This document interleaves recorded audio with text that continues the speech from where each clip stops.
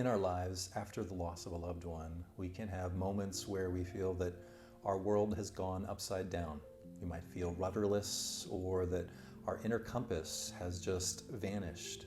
These are all normal experiences after we have had someone who is very important to us pass away. If this persists and we feel stuck for a longer period of time, then it's important to start asking some questions about the prolonged grief and this complicated grief experience.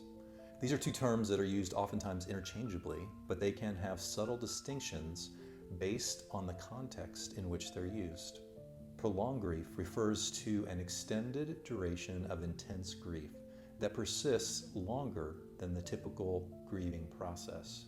This term emphasizes the duration of the grieving experience, suggesting that the individual may be stuck in their grief for a prolonged period, often about 6 months to a year after the loss.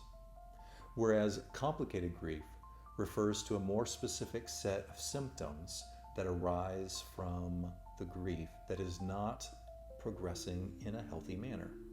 It includes symptoms such as intense yearning for the deceased, difficulty accepting the death, and an inability to engage in life or new relationships.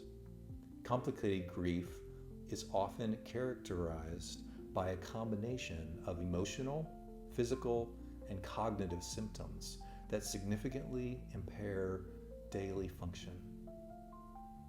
In summary, while both terms relate to grief that is not resolving as expected, prolonged grief focuses on the duration, whereas complicated grief encompasses specific symptoms and functional impairment resulting from the prolonged experience. Both conditions may require professional support and intervention to help the individual navigate their grief.